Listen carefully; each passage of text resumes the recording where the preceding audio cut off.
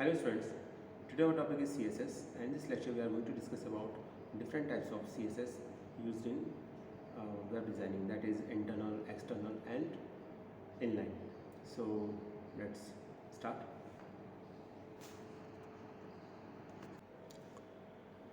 Students last time हमने बात की थी सेलेक्टर के बारे में, CSS के बारे में कि CSS में आपका सेलेक्टर से मतलब यहाँ पर जिस टैग पर जिस एलिमेंट पर आपको सेटिंग अप्लाई करनी है, ठीक है, CSS की। जैसे हम जानते, पहले मैं थोड़ा सा इंट्रोडक्शन दे दूँ क्योंकि सेकंड क्लास है। तो पहले तो अगर आपने फर्स्ट वीडियो नहीं देखा है CSS का, तो पहले तो आप फर्स्ट वीडियो जाके देखिए, उसके बाद ही ये आपको समझ में आएगा, क्योंकि फर्स्ट वीडियो में हम काफ़ी बातें CSS के बारे में ऑलरेडी डिस्कस कर चुके हैं। पिछली बार हमने बताया था कि CSS के बारे में कि CSS बेसिकली वेब पेज को डेकोरेट करने के लिए यूज़ किया जाता है CSS को, और 3 डिफरेंट टाइप से इसे इम्प्लीमेंट किया जा सकता है, इनलाइन, एक्सटर्नल और इंटरनल। लास्ट टाइम हमने जितने भी एग्जाम्पल देखे वो सभी इंटरनल के थे। आज हम डिटेल में डिस्कस करेंगे इंटरनल, एक्सटर्नल और इनलाइन CSS के बारे में। तो वेब पेज का लुक एंड फील कैसे बेहतर बनाया जा सकता है वो CSS के थ्रू इम्प्लीमेंट किया जा सकता है। HTML की अपनी एक लिमिटेशन है, लेकिन CSS में हम वेब पेज को एक लेवल से बहुत ज़्यादा हद तक जाके हम भी पेज को डेकोरेट कर सकते हैं। जैसे फॉर एग्जांपल अभी आपको मैं ये बताऊं कि CSS HTML में फ़ॉन्ट और बेस फ़ॉन्ट टैग हम यूज़ करते हैं फ़ॉन्ट स्टाइल चेंज करने के लिए, फ़ॉन्ट फैमिली चेंज करने के लिए, कलर चेंज करने के लिए, साइज़ चेंज करने के लिए।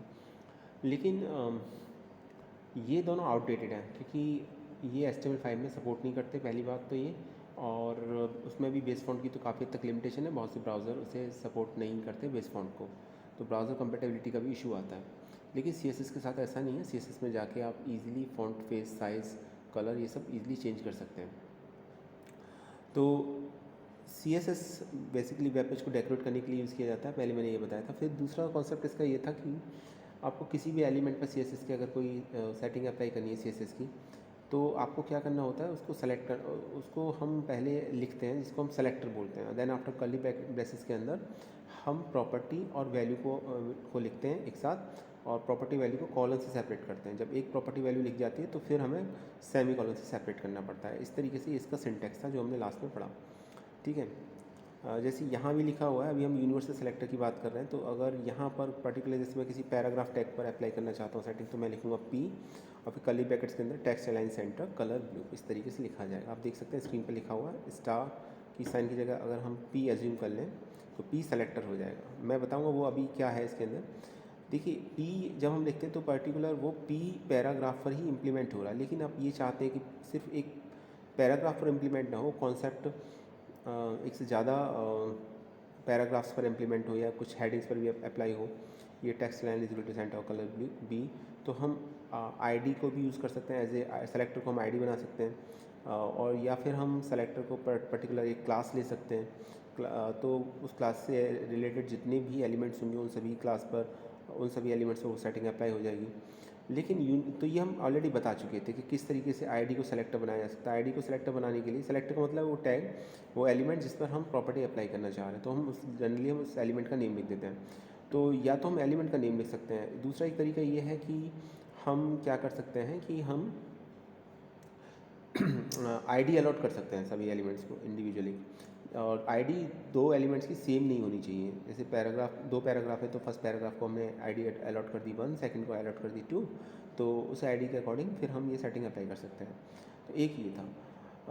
सेकंड थिंग ये थी कि हम क्लास से भी कर सकते हैं, तो उसमें हमें क्या करना पड़ेगा, क्लास एट्रीब्यूट का यूज़ करना पड़ेगा। आईडी भी एक एट्रीब्यूट है, क्लास भी एक एट्रीब्यूट है, तो एक ही क्लास के डिफरेंट एलिमेंट्स हो सकते हैं। तो जब हम क्लास को यूज़ करते हैं, डॉट क्लास नेम लिखते हैं, तो उस क्लास से रिलेटेड जितने भी एलिमेंट्स होते हैं सब प्रो सेटिंग अप्लाई हो जाती है। ये हमने लास्ट वीडियो में देखा था, मैं आपको इसलिए बता रहा हूँ कि थोड़ा समराइज़ कर रहा हूँ, क्योंकि ये वहीं से आगे फिर हम कंटिन्यू करेंगे इसको। तो एक ये था। थर्ड, तो हमने 3 मेथड फॉलो करते हैं। पहले तो हम टैग का एलिमेंट का नेम लिखते हैं, सेकंड में हम आईडी लिखते हैं, थर्ड में हम क्लास नेम लिखते हैं। ये हमारा फोर्थ है, जिसमें हम यूनिवर्सल सेलेक्टर जिसे बोलते हैं। और यूनिवर्सल सेलेक्टर से क्या मतलब है कि यूनिवर्सल सेलेक्टर से मतलब ये है कि हम पर्टिकुलर किसी एक एलिमेंट को नहीं ले रहे, हम ये चाहते हैं कि बॉडी के अंदर जितने भी एलिमेंट्स हैं उन सभी पर ये सेटिंग अप्लाई हो जाए, तो हम फिर वहाँ यूनिवर्सल सेलेक्टर का यूज़ करते हैं। तो यूनिवर्सल सेलेक्टर फॉर एग्जांपल आप ये मान के चलिए कि अगर इसमें 4 पैराग्राफ्स हैं और 2 हेडिंग्स हैं और मैं ये चाह रहा हूँ कि सभी पैराग्राफ्स सेंटर अलाइन हो जाए, सभी का कलर ब्लू हो जाए, तो सभी हेडिंग और पैराग्राफ्स का कलर सेंटर अलाइन और ब्लू हो जाए, तो हम फिर वहाँ यूनिवर्सल सेलेक्टर को यूज़ करेंगे. So the universal selector selects all HTML elements on this page and the CSS rule below which affect every element on this page. तो आपको करना क्या है, आपको सेलेक्टर का नेम नहीं लिखना, ना ही आईडी मेंशन करनी है. आईडी वैसे मेंशन करने के लिए हम हैश का सिंबल यूज़ करते हैं. और थर्ड मेथड था क्लास का. क्लास लिखने के लिए हम डॉट क्लास नेम लिखते हैं. फोर्थ ये जो है आपका, तो थर्ड तक हमने पढ़ा दिया था. फोर्थ यूनिवर्सल सेलेक्टर है. यूनिवर्सल सेलेक्टर में एस्ट्रिक साइन मार्क करते हैं, कोई किसी भी हम एलिमेंट का नेम नहीं लिखते. एस्ट्रिक साइन मार्क करने का मतलब ये है कि ये जो भी आप अप्लाई करना चाह रहे हैं CSS की सेटिंग, वो सभी आपके वेब पेज के सभी एलिमेंट्स पर अप्लाई हो जाएगी. जितने भी पैराग्राफ्स आ रहे हैं, जितनी भी हेडिंग आ रहे हैं, वो सभी आपके सेंटर अलाइन और ब्लू कलर के हो जाएंगे. तो ये ध्यान रखिएगा. तो इसको यूनिवर्सल सेलेक्टर बोला जाता है, इसलिए लिखा भी हुआ है the universal selector select all HTML elements on the page. तो जितनी भी HTML के एलिमेंट्स होते हैं सभी को ये सेलेक्ट कर लेता है. And the CSS rule below which affect every HTML and on this pages. तो यहाँ दे रखा है एक मतलब एक एग्जाम्पल दे रखा है. हमने लिखा एस्ट्रिक साइन, फिर उसके बाद लिखा हमने कर्ली ब्रैकेट का sign, then text dash align is equal to centre colour colon is equal to blue. अच्छा, ये बात ध्यान रखिएगा, ये मैंने कल भी बताया था, मैं आज आपको एक बार बता देता हूँ कि कर्ली ब्रैकेट्स के अंदर आपको पहले तो प्रॉपर्टी का नेम लिखना पड़ता है. अब इसमें CSS में आपको जो याद करना है वो यही याद करना है कि टेक्स्ट की क्या प्रॉपर्टीज़ हैं, ठीक है, और इमेजेस की क्या प्रॉपर्टी. इस तरीके से आपको प्रॉपर्टीज़ याद करनी है. जैसे अगर आप टेक्स्ट को अलाइन करना चाहते हैं तो उसके लिए प्रॉपर्टी का नेम है टेक्स्ट डैश अलाइन. ये हम आगे देखेंगे, फिलहाल तो हम बेसिक्स के बारे में बात कर रहे हैं इसके. बिल्कुल, अभी तो हम सेलेक्टर की बात कर रहे हैं खाली, तो ये हम आगे देखेंगे. इसका जो थर्ड पार्ट आएगा उसमें हम प्रॉपर्टीज़ के बारे में डिस्कस करेंगे. टेक्स्ट की क्या प्रॉपर्टीज़ है वो डिस्कस होगा. तो यहाँ पर अभी हम चाहते हैं कि टेक्स्ट जो हो आपका सेंटर अलाइन हो और कलर जो है आपका वो ब्लू हो, तो हम लिखेंगे text dash align is equal to centre colon. Centre colon का साइन लगाते हैं. प्रॉपर्टी और वैल्यू को कॉलन से सेपरेट करते हैं. ये बहुत इंपॉर्टेंट बात है, याद रखिएगा. और एक प्रॉपर्टी वैल्यू का जब हम कॉम्बिनेशन लिख देते हैं तो फिर उसके बाद सेमी कॉलन लगाते हैं, ठीक है. अब दूसरी सेकंड प्रॉपर्टी आपकी कलर ब्लू होना चाहिए, तो हम लिखेंगे कलर प्रॉपर्टी का नेम हो जाएगा कॉलन ब्लू, तो कलर ब्लू हो जाएगा. फिर उसके बाद फिर सेमी कॉलन का साइन, और लास्ट में कर्ली ब्रेसेस को क्लोज कर देंगे हम यहाँ पर.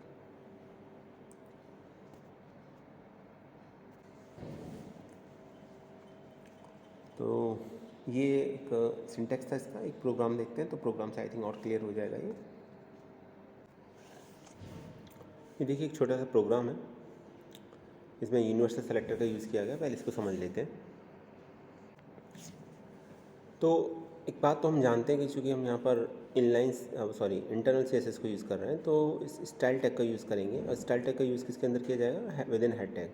तो HTML से प्रोग्राम स्टार्ट होगा. ऊपर डॉक टाइप HTML है जो बता रहा है कि डॉक्यूमेंट का टाइप HTML है. देन हेड यूज़ करेंगे, देन आफ्टर स्टाइल लिखेंगे तो STYLE. और स्टाइल टैग में जो हम यूनिवर्सल सेलेक्टर को यूज़ करेंगे, तो यूनिवर्सल सेलेक्टर को यूज़ करने के लिए हमें एस्ट्रिक का साइन मार्क करना होता है, तो हम लिखेंगे एस्ट्रिक और फिर कर्ली ब्रेसेस के अंदर प्रॉपर्टी और वैल्यू का कॉम्बिनेशन. तो प्रॉपर्टी लिख दी मैंने इसमें टेक्स्ट डैश अलाइन, ये प्रॉपर्टी का नेम है. कॉलन वैल्यू लिख दी मैंने सेंटर, तो सेंटर वैल्यू हो जाएगी. फिर आफ्टर और उसके बाद हमने देखा सेमी कॉलन.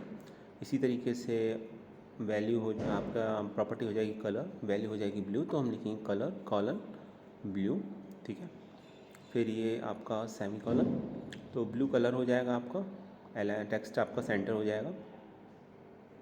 और ये जो प्रॉपर्टी है, चूँकि आपने यूनिवर्सल सेलेक्टर यूज़ किया है, तो ये जितने भी एलिमेंट्स हैं ये सभी पर इक्वली अप्लाई हो जाएगी. मीन्स अभी इसके अंदर अगर हम बॉडी टैग के अंदर अगर हमारे मान लीजिए 4 पैराग्राफ टैग यूज़ किए हमने और 2 हेडिंग्स यूज़ किए, तो सभी सेंटर अलाइन हो जाएंगे और सभी का कलर ब्लू हो जाएगा. तो वो भी देखेंगे हम आगे किस तरीके से होगा.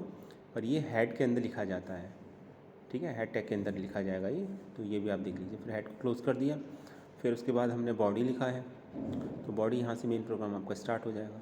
पर अभी ये जो येलो कलर में मार्क कर रखा है, ये सिर्फ ये बताया कि हमने यहाँ पे यूनिवर्सल सेलेक्टर का यूज़ किया है. और यूनिवर्सल सेलेक्टर का यूज़ करके हमने क्या काम करने की कोशिश की है, टेक्स्ट जो है आप उसको सेंटर अलाइन किया है, कलर हमने ब्लू कलर का लिया है. चलिए आगे देखते हैं.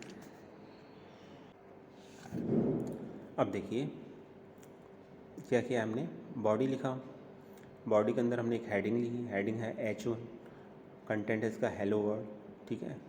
तो ये जो हेलो वर्ड है, चूँकि हमने यूनिवर्सल सेलेक्टर यूज़ किया है, और यूनिवर्सल सेलेक्टर का मतलब है कि बॉडी में जितने भी टैग्स आ रहे हैं अभी सभी पर इक्वली वो सेटिंग अप्लाई हो जाएगी। It means text align centre हो जाएगा और कलर इसका ब्लू हो जाएगा। तो जब हम इस प्रोग्राम को एग्जीक्यूट करेंगे तो ये जो हेडिंग है हेलो वर्ड, इसका कलर भी ब्लू हो जाएगा और ये सेंटर अलाइन भी हो जाएगा। हम और भी प्रॉपर्टी यूज़ कर सकते हैं, जैसे साइज़ भी हम बढ़ा सकते हैं इसमें, लेकिन फ़िलहाल यहाँ पर सिर्फ 2 प्रॉपर्टीज़ यूज़ की गई हैं, टेक्स्ट अलाइन सेंटर और कलर ब्लू। तो अभी जो हेडिंग है, चूँकि यूनिवर्सल सेलेक्टर यूज़ किया है तो इसका कलर ब्लू हो जाएगा और इसका ये सेंटर अलाइन भी हो जाएगा। फिर एक पैराग्राफ है, आप देखिए, every element of the on the page will be affected by the style. ये एक पैराग्राफ है। अब ये चूँकि पैराग्राफ भी बॉडी टैग के अंदर लिखा गया और हमने इसमें यूनिवर्सल सेलेक्टर का यूज़ किया है, तो वो प्रॉपर्टी इस पैराग्राफ पर भी अप्लाई हो जाएगी। तो इट मीन्स ये पैराग्राफ भी आपका ब्लू कलर का दिखाई देगा और ये भी आपका सेंटर अलाइन होगा। फिर एक और पैराग्राफ है। अब देखिए यहाँ थोड़ा सा इंटरेस्टिंग है, यहाँ पर हमने इस पैराग्राफ पर ID इक्वल टू पैरा 1 लिखी, तो इसको एक ID अलॉट की है। तो अगर हम सेलेक्टर में यूनिवर्सल सेलेक्टर यूज़ ना करते, एक ID यूज़ करते, तो क्या होता, तो ये होता कि सिर्फ उस ID वाले पैराग्राफ पर जिसको ID अलॉट है सिर्फ उसी पर वो सेटिंग अप्लाई होती। पर चूँकि हमने यूनिवर्सल सेलेक्टर यूज़ किया है, यूनिवर्सल सेलेक्टर का मतलब ही ये है कि सभी टैग पर वो सेटिंग अप्लाई हो जाएगी, सभी एलिमेंट्स पर वो सेटिंग अप्लाई हो जाएगी। तो इससे कोई फ़र्क नहीं पड़ता कि हमने उसे ID अलॉट की है, ID अलॉट नहीं किया। ID अलॉट कर सकते हैं, ID को यूज़ करना ना करना एक अलग बात होती है। हमने सेलेक्टर में ID को यूज़ नहीं किया, हमने सेलेक्टर में यूनिवर्सल सेलेक्टर को यूज़ किया है एस्ट्रिक साइन के साथ। तो जितने भी पैराग्राफ्स आ रहे हैं, चाहे उनमें ID है नहीं है, क्लास है नहीं है, डजेंट मैटर, उस पर कोई फ़र्क नहीं पड़ता। वो सभी यूनिवर्सल सेलेक्टर के थ्रू जो भी सेटिंग है वो सभी अप्लाई हो जाएगी। इट मीन्स कलर सभी का ब्लू हो जाएगा इस केस में और सभी सेंटर अलाइन हो जाएंगे। तो हमने लिखा P एंड मी, तो अभी ये जो पैराग्राफ है एंड मी, ये भी सेंटर अलाइन हो जाएगा और साथ ही ब्लू कलर का शो होगा। फिर इसके बाद बॉडी टैग को क्लोज़ किया और लास्ट फाइनली हमने HTML को क्लोज़ किया है। तो हमने इस प्रोग्राम में एक बात समझी, और हमने ये बात ये समझी कि जब कभी भी हम यूनिवर्सल सेलेक्टर का यूज़ करते हैं तो यूनिवर्सल सेलेक्टर की जो भी सेटिंग होती है, जो भी हम प्रॉपर्टीज़ अप्लाई करते हैं यूनिवर्सल सेलेक्टर में, और उन प्रॉपर्टीज़ की जो भी वैल्यूज़ होती हैं वो वैल्यू इक्वली सभी एलिमेंट्स पर अप्लाई हो जाती हैं। जैसे इस केस में हो रहा है, 2 पैराग्राफ दे रखे थे और एक हेडिंग दे रखी थी, तो सभी आपके ब्लू कलर की हो जाएंगे और सभी टेक्स्ट अलाइन सेंटर हो जाएगा सभी का। क्यों? वो इसलिए क्योंकि हमने यहाँ पर यूनिवर्सल सेलेक्टर यूज़ किया था। और यूनिवर्सल सेलेक्टर को कैसे यूज़ किया जाता है, जो सेलेक्टर के प्लेस पर अगर आप एस्ट्रिक का साइन यूज़ करोगे तो फिर आप, इसका मतलब है कि आप कंप्लीट वेब पेज को सेलेक्ट कर रहे हैं। Set clear? कंप्लीट जो भी जितने भी टैग हैं उन सभी पर वो सेटिंग अप्लाई करना चाह रहे हैं। तो ये फिर आउटपुट आ जाएगा आपका। आउटपुट में जितने भी टैग्स हैं, जितने स्पेशली इसमें 2 पैराग्राफ हैं और एक हेडिंग है, तो सभी पैराग्राफ और हेडिंग का कंटेंट टैग सेंटर अलाइन हो जाएगा और वो ब्लू कलर का हो जाएगा और वो दिखाई भी दे रहा है हमको। देखिए आउटपुट देखिए ज़रा इसका, ये इसका आउटपुट आएगा, आप आउटपुट देख सकते हैं। हेलो वर्ड हेडिंग थी, ब्लू कलर की दिखाई दे रही है। सेकंड पैराग्राफ था, every element on the page will be affected by the style. ठीक है, ये आपका एक पैराग्राफ था।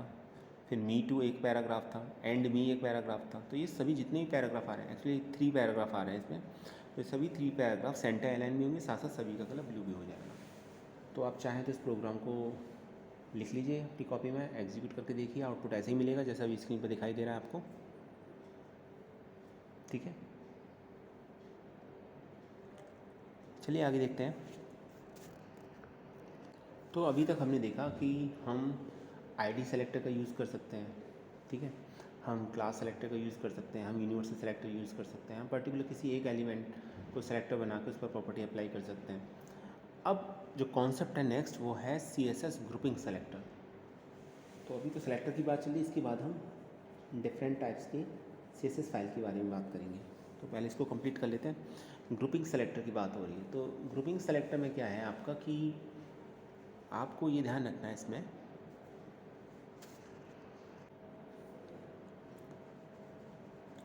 देखिए कभी कभी क्या होता है कि हम ग्रुप बनाना चाहते हैं। मान लीजिए आपके पास 2 हेडिंग्स हैं और एक पैराग्राफ है, और इन सभी पर आप सेम टाइप की हेडिंग्स, सेम टाइप की सेटिंग अप्लाई करना चाहते हैं, सेम टाइप की प्रॉपर्टी अप्लाई करना चाहते हैं।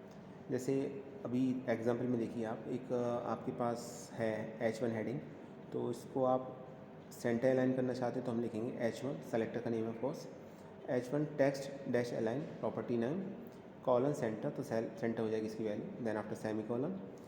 फिर नेक्स्ट प्रॉपर्टी हो जाएगी कलर, ठीक है, कॉलन लगाएंगे, कॉलन का साइन, और प्रॉपर्टी हो जाएगी इसकी रेड, तो हम लिखेंगे कलर कॉलन रेड, फिर सेमी कॉलन, और फिर हम कर्ली ब्रेसेस को क्लोज कर देंगे। हमने क्लोज भी कर दिया यहाँ पर। उसके बाद एक सेलेक्टर S2 है। अब S2 पर हम सेटिंग अप्लाई करना चाहते हैं, तो क्या करेंगे, तो हम S2 के लिए भी सेम लिखेंगे कोड S2, फिर हमने लिखा कर्ली ब्रेसेस के अंदर text dash align is equal to centre semicolon colour colon red semicolon. तो S2 हेडिंग है, उस पर भी वो भी आपको सेंटर अलाइन हो जाएगी, उसका कलर भी रेड हो जाएगा। अब आपके पास एक पैराग्राफ है, आप ये चाहते हैं कि उस पैराग्राफ का जो भी कंटेंट है वो आपका सेंटर अलाइन हो जाए और उसका कलर भी रेड हो जाए, तो हम लिखेंगे P, और फिर हम कर्ली ब्रैकेट का साइन, और उसके बाद text align is equal to text align colon centre semicolon colour colon red, ठीक है, तो कलर रेड हो जाएगा। तो इसमें क्या है, आपने H1 पर, S2 पर और एक पैराग्राफ पर, इन तीनों पर ही आपने सेम सेटिंग अप्लाई की, आपने इन तीनों का कलर रेड रखा और तीनों को ही आपने सेंटर अलाइन किया। तो क्या ये पॉसिबल है कि हम बजाय इस बात की कि तीनों पर एलिमेंट्स पर अलग अलग सेम प्रॉपर्टी अप्लाई करें, एक साथ क्या है, कुछ ऐसा ऑप्शन है कि हम ग्रुप बना के उन पर सेम सेटिंग अप्लाई कर सकते हैं, क्योंकि कोड के रिपीटिशन से हम बचेंगे बार बार। तो आंसर है यस, बिल्कुल हम कर सकते हैं। उसी को हम ग्रुपिंग सेलेक्टर बोलते हैं, ठीक है, उसी को हम क्या बोलते हैं, ग्रुपिंग सेलेक्टर बोलते हैं। कैसे कर सकते हैं, ज़रा ऐसे देखते हैं।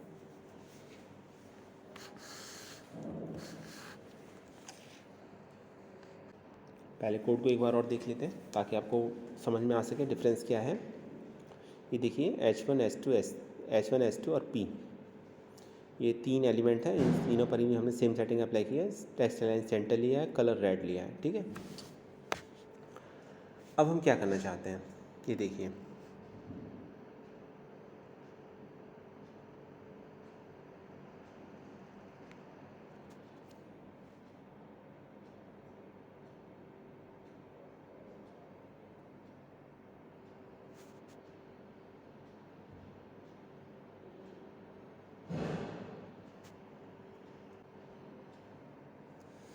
तो अभी यहाँ पर हम इन तीनों पर ही H1 S2 पैराग्राफ, तीनों पर ही center text line center property apply करना चाहते हैं और कलर्स का रेड रखना चाहते हैं।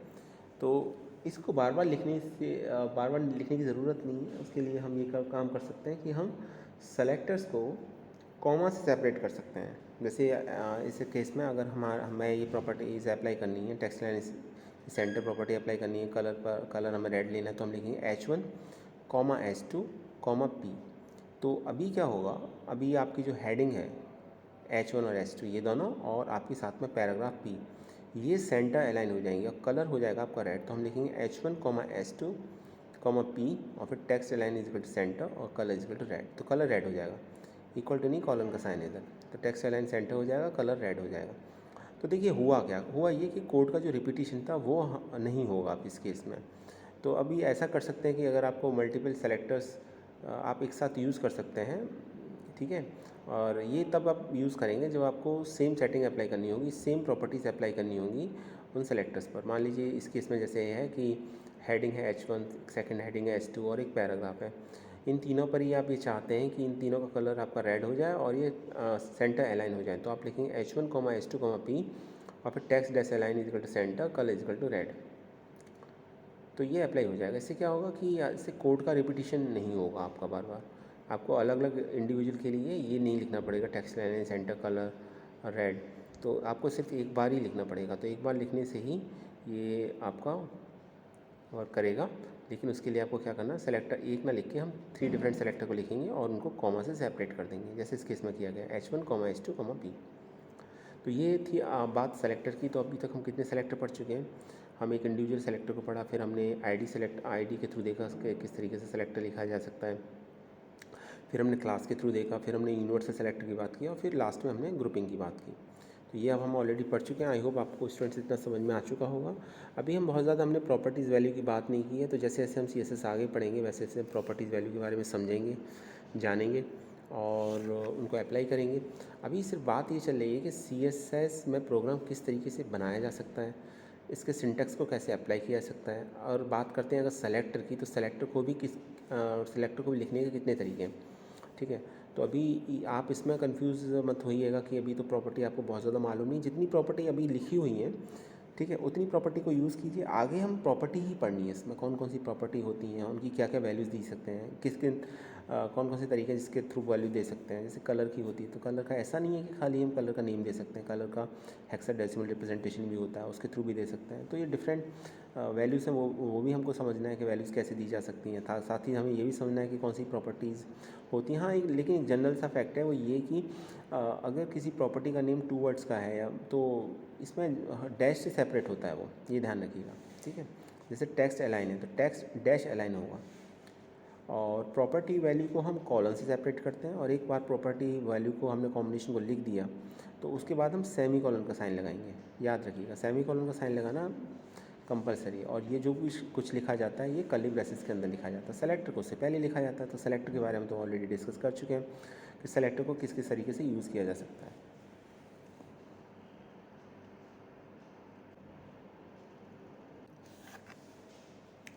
तो ये सभी CSS सेलेक्टर थे जो हमने यूज़ किए। क्लास यूज़ किया, ID यूज़ की, यूनिवर्सल सेलेक्टर यूज़ किया, पर्टिकुलर एलिमेंट यूज़ किया, ग्रुपिंग ऑफ एलिमेंट्स भी यूज़ किया। तो इतने तरीके से आप सेलेक्टर को यूज़ कर सकते हैं। चलिए आगे देखते हैं। तो ये आपका सेलेक्टर का कॉन्सेप्ट क्लियर हो गया होगा आई थिंक अब तक आपको। अब बात करते हैं CSS के टाइप की। CSS की फ़ाइल हम कितनी तरीके से बना सकते हैं। देखिए अभी तक स्टूडेंट्स हम जो CSS फाइल बना रहे थे वो इंटरनल CSS थी, और उसे इंटरनल CSS क्यों बोला जाता है और CSS कितने टाइप की होती है पहले आपको ये समझ लीजिए। CSS की बेसिकली कोडिंग आप 3 डिफरेंट टाइप से कर सकते हैं। एक है एक्सटर्नल CSS, एक है इंटरनल CSS और एक है इनलाइन CSS। अभी जो आपने की वो इंटरनल CSS थी, और उसे इंटरनल CSS इसलिए बोला जाता है क्योंकि हम उसके लिए कोई अलग फ़ाइल नहीं बनाते। हम क्या काम करते हैं, हम HTML फाइल के अंदर ही CSS की कोडिंग करते हैं। और उसके लिए हम क्या काम करते हैं, हम उसके लिए काम ये करते हैं कि हम स्टाइल टैग को यूज़ करते हैं हेड टैग के अंदर, और वहाँ हम उसकी प्रॉपर्टी वैल्यू लिखते हैं जैसे अभी हमने आपको बताया। तो CSS की वो सेटिंग अप्लाई हो जाती है सेम HTML पर। तो आप कर सकते हैं, जनरली ये सबसे आसान तरीका है और सबसे ज़्यादा कॉमनली यूज़ भी होता है। लेकिन कुछ और भी हैं, जैसे एक्सटर्नल है। तो एक्सटर्नल CSS में हम क्या काम करेंगे, जैसे नेम बता रहा है एक्सटर्नल CSS की एक अलग फ़ाइल बनाएंगे, और उस CSS की फ़ाइल को लिंक किया जाता है HTML की फ़ाइल के साथ, ठीक है। तो CSS की फ़ाइल अलग रहती है, HTML का कोड अलग रहता है। अगर ऐसा है तो वो इस तरह का CSS कहलाएगा एक्सटर्नल CSS। लेकिन अगर CSS की फ़ाइल HTML फाइल का ही पार्ट है, ठीक है, या CSS की कोडिंग आपके HTML के पेज में ही लिखी हुई है, तो फिर उसको इंटरनल CSS बोला जाता है। एक थर्ड आता है inline CSS। Inline CSS basically use किया जाता है स्टाइल एट्रीब्यूट के साथ। वहाँ style tag as a tag use नहीं होता, style as a attribute use होता है। तो वो भी हम देखेंगे आगे किस तरीके से होता है, लेकिन आज हम बात करेंगे पहले एक्सटर्नल CSS की। इंटरनल CSS हम बहुत डिटेल में ऑलरेडी पढ़ चुके हैं। अभी तक इनफैक्ट आपने जितना पढ़ा वो सब इंटरनल CSS ही था। तो स्टार्ट एक्सटर्नल CSS से करते हैं, चलिए देखते हैं। देखिए फर्स्ट पॉइंट दे रखा है, वेट अ सेकेंड। तो फर्स्ट पॉइंट है, with an external style sheet you can change the look of an entire website by changing just one file. तो देखिए वेबसाइट एक्सटर्नल CSS का एडवांटेज ये है कि आपको जो भी चेंज करना है, लुक का जो भी चेंज करना है वेब पेज का, वेब पेज जनरली हम CSS यूज़ ही इसलिए करते हैं कि हमें वेब पेज का लुक एंड फील चेंज करना होता है। तो एक्सटर्नल स्टाइल शीट का यूज़ करके हम एंटायर वेब पेज का कंटेंट चेंज कर सकते हैं, ठीक है। तो एक फ़ाइल को ही आपको सिर्फ एक फ़ाइल के अंदर इम्प्लीमेंट करना है, आपको कुछ और इम्प्लीमेंट करने की ज़रूरत नहीं है, और उस फाइल के अंदर जो भी आप इम्प्लीमेंट करेंगे वो रिफ्लेक्ट होगा आपके वेब पेज पर। तो एक्सटर्नल CSS में एक अलग से फ़ाइल बनती है CSS की, कैस्केडिंग स्टाइल शीट की, और उस फाइल के अंदर जब एक अलग ही फाइल है जो उसके लुक एंड फील को डिसाइड कर रही है वेब पेज के, तो जो भी आप चेंजेस करेंगे वो चेंजेस आपके वेब पेज में रिफ्लेक्ट होंगे।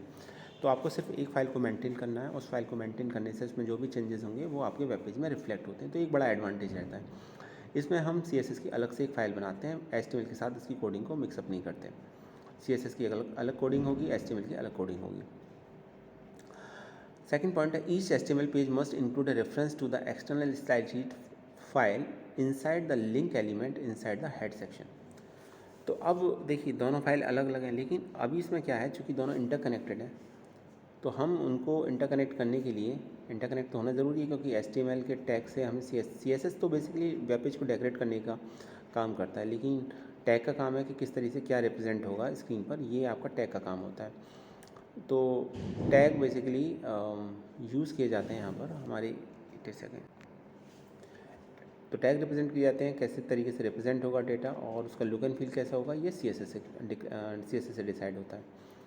तो अभी हम एक CSS की अलग फाइल बनाएंगे और HTML की अलग फाइल बनाएंगे, और होगा इसके अंदर ये कि HTML की फ़ाइल को CSS की फ़ाइल से लिंक कर दिया जाता है, ठीक है। कोड नहीं लिखा है तो कोड दोनों का अलग अलग लिखा जाएगा, लेकिन HTML की फ़ाइल को CSS की फ़ाइल से लिंक कर दिया जाता है। और ये कैसे किया जाता है लिंक, इसके लिए लिंक एलिमेंट यूज़ किया जाता है, और ये लिंक एलिमेंट हेड सेक्शन के अंदर डिक्लेयर किया जाता है HTML फाइल में। तो अगर आपकी एक्सटर्नल फाइल है, कोई CSS की फ़ाइल है आपके पास, तो आप हेड सेक्शन के अंदर HTML में एक लिंक एलिमेंट को यूज़ करेंगे, उस लिंक एलिमेंट के थ्रू आप इसकी कोडिंग बताते हैं।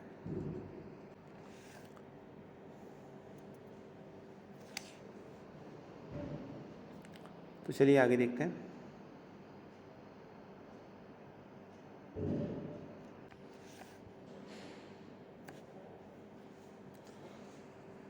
तो देखिए इसमें क्या है कि आप एक अलग से CSS की फ़ाइल बनाएंगे, कोडिंग उसी तरीके से होगी जैसे आप करते हैं स्टाइल टैग के अंदर, और उस फाइल को हम टेक्स्ट फाइल होगी, तो जब हम सेव करेंगे तो .css एक्सटेंशन के साथ हम सेव करेंगे उसको, ठीक है। फाइल को एक नेम देंगे, ऑब्वियसली एक नेम होगा फाइल का। अब हमारे पास HTML की अपनी फाइल है जिसमें हमारी HTML की कोडिंग है, तो HTML से स्टार्ट होगा, फिर हेड के अंदर हमें क्या करना है, लिंक टैग का यूज़ करना है। तो लिंक में लिखेंगे REL equal to style sheet. REL का मतलब है यहाँ पर रिलेशनशिप, तो REL यूज़ करेंगे, attribute REL equal to style sheet लिखेंगे, स्टाइल शीट के साथ रिलेशनशिप है इसका, तो ये मैं बताएंगे इसमें। टाइप कैसा है फाइल का, तो टाइप इक्वल टू लिखेंगे text/CSS, कैसे स्टाइल शीट है, टेक्स्ट है तो text/CSS लिखेंगे, ठीक है। उसके बाद हाइपर टेक्स्ट रेफरेंस HREF, और यहाँ पर हम लिंक जो भी फाइल का नेम है वो लिख देंगे, ठीक है। जैसे फाइल का नेम सपोज माई स्टाइल है, तो हमारे पास एक CSS की फ़ाइल है, तो हमारे पास एक CSS की फ़ाइल है mystyle.css। तो उस mystyle.css में हम क्या काम करेंगे कि हम लिखेंगे HREF इक्वल टू mystyle.css, तो ये लिख देंगे हम यहाँ पर। तो इससे क्या होगा, इससे ये होगा कि एक लिंक इस्टेब्लिश हो जाएगा, दोनों फाइल्स इंटरकनेक्टेड हो जाएंगी, एक दूसरे से कनेक्ट हो जाएंगी। फिर हम हेड को क्लोज़ करेंगे। तो याद रखिएगा लिंक टैग को यूज़ किया जाता है हमारे हेड सेक्शन के अंदर, और इसके जो एट्रीब्यूट्स होते हैं वो होते हैं 3 एट्रीब्यूट्स, REL, टाइप और HREF।